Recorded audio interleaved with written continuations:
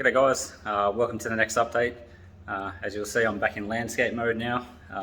Doing these sort of videos is not something I've really got much experience in, so feel free to leave some comments on some tips and tricks for doing these videos if you want them to look a little bit better or certain things you want to see. So at the moment, it's ready to go to sandblasters. I actually called the sandblasters couple of days ago now and asked him what his availability was like, and to my surprise he said that he had a cancellation next week. He's like, so if you want to bring it in next week, we can bring it in and get it done. It caught me a little bit off guard because most of the places around in Perth are booked out till like quite a few months away. I think one in particular, Strip Bear, which is pretty popular around here, was booked out to like September.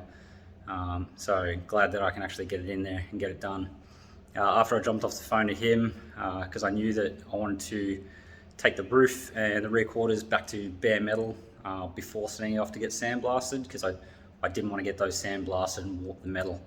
Not that it really matters on the passenger side, because there's quite a bit of damage on there, which you saw in one of the other videos, that I need to get fixed anyway. So this is how it's sitting at the moment. Roof all back to bare metal. Down the quarters, all except for where all that damage is, so I don't need to worry about them sandblasting that, because that's going to get cut out completely regardless. The other side quarter panel is done as well. It's also done this whole area as well. There was a couple of low spots on the other side, but all in all that panel looks pretty good. This one here had a little bit more low spots. Don't think you'll pick it up on camera. So a little bit more work to do, and whatever's gone on here, previous repairs, they've taken quite deep gouges out of the panel, so that'll probably have to be fixed as well. Surprisingly enough, what I thought was quite unusual, this is on both sides. So this was originally an S coupe, which they had badges there, but they didn't even weld the holes up. They've literally just like primed and filled over the top of them and painted it. They didn't bother filling the holes, which I guess is great if you want to take it back to an S. You could probably just re-drill the holes. I just thought it was weird that they didn't bother filling them before painting over that. So yeah, pretty much all good to go.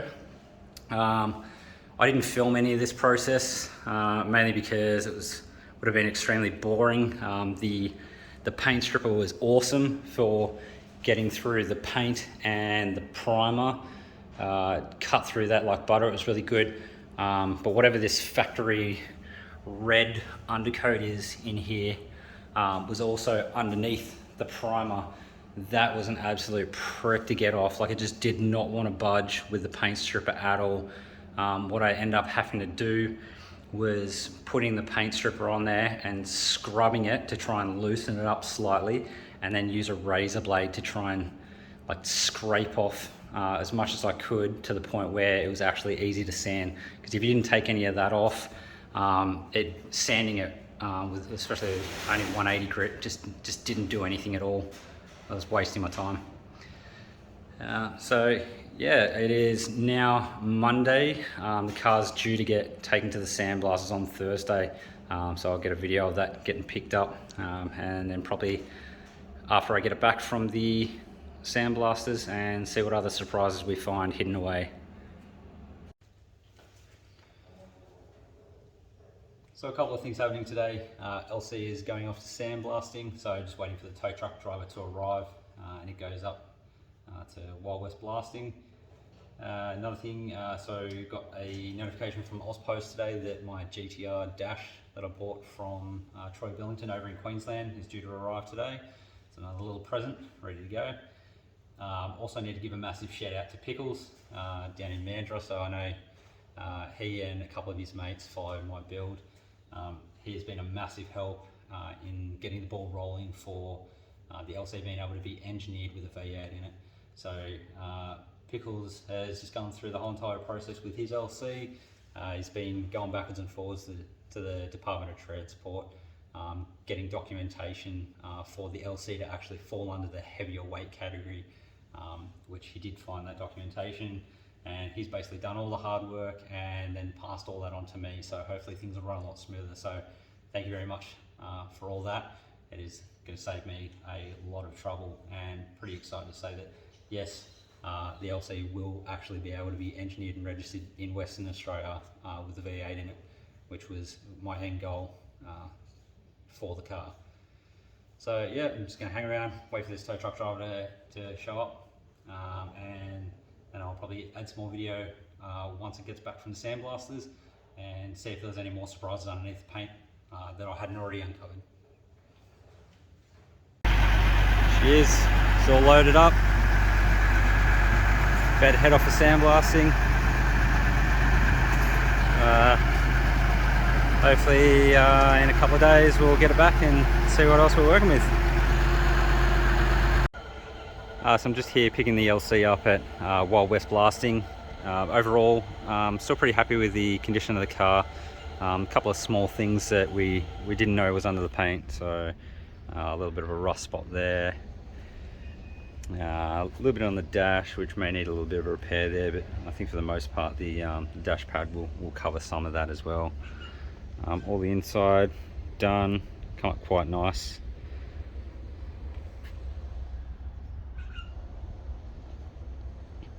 Again, this panel, we already know about that one. It's all getting cut out, so not too fussed about that one. Just on this corner here, there's a section where there's a few dents and was covered by the paint, so I'll need to get that repaired. Boot and everything come out good, no holes in the floor of that, also no holes in the floor of the main area of the car, which I thought might be the case, so still pretty good condition. This panel here, there's a couple of small dents you might be able to see in the light there. One thing that we didn't realise was hiding underneath the paint was this little repair section here that has been cut out, pot riveted, and just a section put in there. But for this section here, I have those rear quarters from Rare Spares as well anyway, so again, not an issue when most of these panels are getting replaced.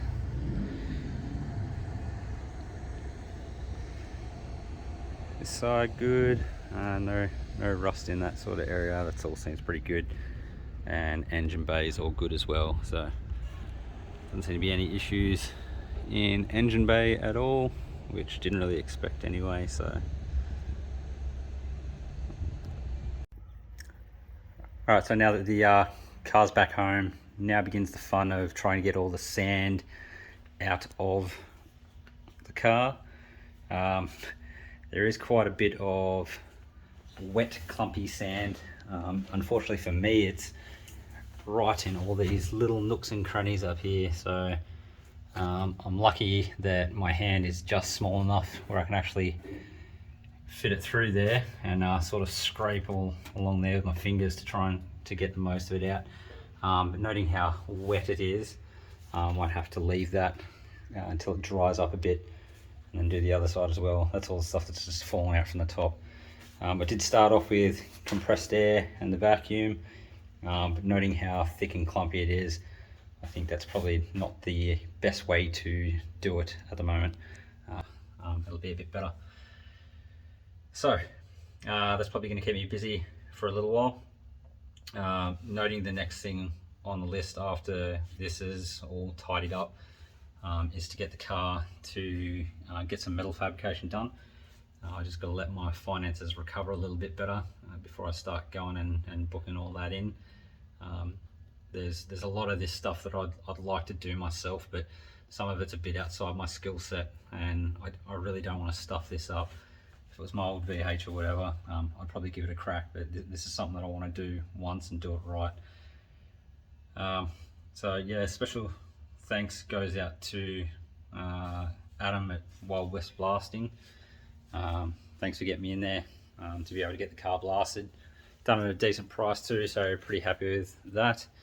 Also, I don't think I've said it on video yet, but another thanks goes out to my mate Adam Tartano. He's the one that actually made up all the brackets and stuff for me for the rotisserie, to be able to put it on there and get all this stuff done. So I'll definitely be remembering the people that have helped me out during this build, like the two Adams and Pickles. So when it comes time for the car to actually be done, then those will be priority number one to come for a spin with me, and anyone else that helps me along the way, especially my wife Tennille, who again has lost her spot in the garage, but she's kind of used to that now. So anyway, that's all from me for now. Might be a little bit longer until the next video is out, unless I find some small little things to do, but probably won't get metal fabbing done for a while, until I can afford to do that. So I'm not very rich, so yeah, things are going to be getting a lot slower. Alright, I'll see you in the next video, and thanks for watching.